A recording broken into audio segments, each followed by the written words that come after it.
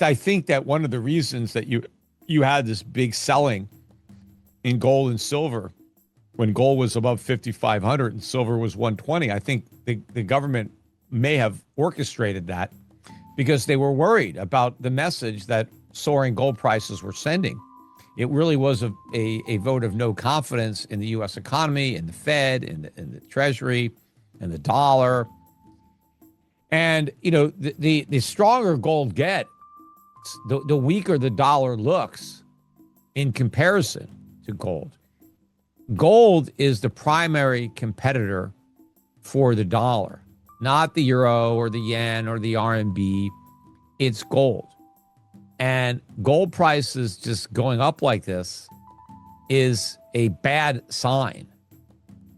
And, the government, obviously, rather than addressing the problems that are causing the price of gold to go up, they would rather, stop the price from going up or try to deflect people's attention to it, because they're never going to get to the underlying problems until they have no choice, because there's a complete economic, crisis, which fortunately or unfortunately, depending on your perspective, is going to happen. So we're going to have the crisis. Whether or not we do the right thing is anyone's guess. But are you expecting the only way we're going to do the right thing is if a crisis forces us to do it. Are you expecting the crisis to begin hitting this year? It could, it could hit this year. It could hit next year. I don't know. It's been long overdue, but I think the action in gold is signaling that we could be a lot closer now, finally. And I think, what has happened, not just under Biden, but in particular under Trump, I think is accelerating a long overdue move out of the dollar. I think we really gave foreigners a kick in the ass to get them to do what they should have already done, which is ditch the dollar, move away from the dollar. And I think, Donald Trump appreciates how bad that's going to be. But given that, I don't know why he poked, so many bears with all this. The world is taking advantage of us. The world is screwing us over, when that's not what's happening. The world has been subsidizing the U.S. economy. They supply us with goods that we don't produce. They loan us money we don't save. Our entire consumer-based, debt-fueled economy is completely dependent on the world financing it. And if they stop doing that, which they should have stopped a long time ago, because it's not in their interest to continue this, but the sooner they stop, the sooner our whole phony economy implodes, which in the long run is a good thing, because, it's going to implode eventually. And the longer we delay it, the worse it's going to be. So, better now than later. But nobody is prepared for this. Nobody expects this. Nobody understands that this is what's coming. All right, Peter, let's move over to silver. It's under tremendous supply strain after 5 years of a deficit and the increase in demand from everywhere you look. It's under tremendous pressure from paper games, as you were talking about, being played by very large players. So there's a lot of volatility. And the last month has been incredible to watch. It's whipsawing many investors. But what's your base case for silver for 2026? Yeah, look, we're still seeing silver, swing, drop $10 in 5 minutes. But the important thing is, where is all that volatility taking place? $80, $85, $90 down to $70, $75, way above what used to be resistance at 50. So we just blew through the double top area. And so this is just a lot of volatility now that silver has finally broken out of this decades-long slumber. And there is some supply now because, Americans are broke. And so they're going down to the pawn shop with their silverware and their candlesticks and, whatever they got that's made of silver. And they're getting decent money out of it, right? But once that supply is exhausted, right, not everybody is going to go sell their family heirlooms. Some people are going to hold on to it so they can continue to pass it on to future generations. But there are some Americans that are in a lot of trouble. And if they can get 25, 50 grand by selling their fancy silverware that they hardly ever use. That's what they're going to do. I mean, I remember when I got married the first time and silver was under $5. And I was, this is a great time to get silver because I knew like, hey, this, I mean, it's made of silver and it's only $5 an ounce. And it's not a bad, a lot of people have made more on their silver wear than on their stock portfolios now. But, we're going to run out of that, that bit of supply, which is minimal in the scheme of things.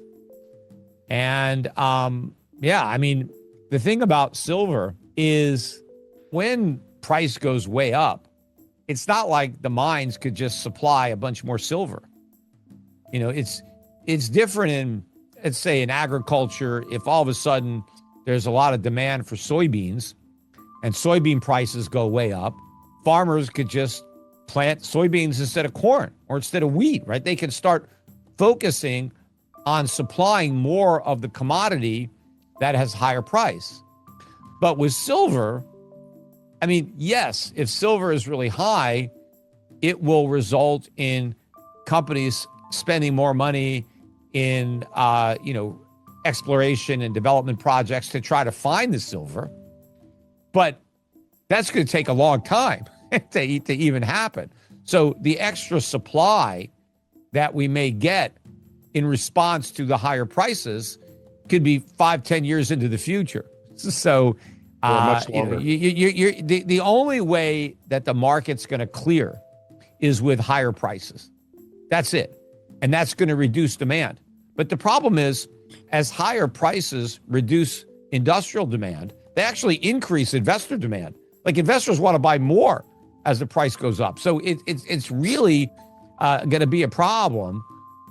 And obviously for companies that really need silver, they're going to have to buy it. But in some cases, they might say, well, let's use copper. Well, okay. Well, copper's at record highs too, and copper prices. I mean, no matter what metal you want to substitute down to, the price is going to go up and the supply problems are the same. Exactly. We don't have any new copper mines that we could just tap into. Do you view the miners currently as fairly valued or undervalued? Well, I think they're still undervalued. I mean, ironically, they're more undervalued now than they were a year ago before they tripled. Because a year ago, I still thought they were cheap. But I anticipated that the gold prices would go way up. The reason investors didn't want to buy them is because they didn't share that opinion. Most people a year ago thought gold was going down. In fact, I remember when gold first hit 2000, you had a lot of the Wall Street firms put sells on Newmont and Barrick because they said, well, gold's at 2000. It's got no place to go. It's at the top. And the whole way up, the analysts just never believed in the rally. So they never adjusted their earnings estimates. And so stocks are valued based on the discounted future earnings to today. And if you don't believe they're going to have high earnings in the future because you think gold and silver prices are going to crash, then you're not paying up for these stocks. But right now, I still think that many people are in disbelief of the current prices. They still expect gold and silver prices to drop, but maybe they don't think they're going to drop enough so that now they're comfortable. Okay, maybe gold goes to 3,500, right? So that's still like they still have to up their estimates, right? But I think not only is the street wrong to assume that gold and silver prices are going to go down, I think they're also wrong in not assuming that they're going to keep going up, because everything that they didn't expect, which has driven gold from 2,000 to 5,000, that's not going away. And silver finally broke out. And, a lot of these gold companies, I mean, pretty much all of them mine silver. But where silver comes into the earnings is it reduces the cost of the gold. And so I think what's going to happen is you're going to see companies not only with a higher top line in their revenue, but their costs are going to go down because they're getting so much money for the silver, which is a byproduct.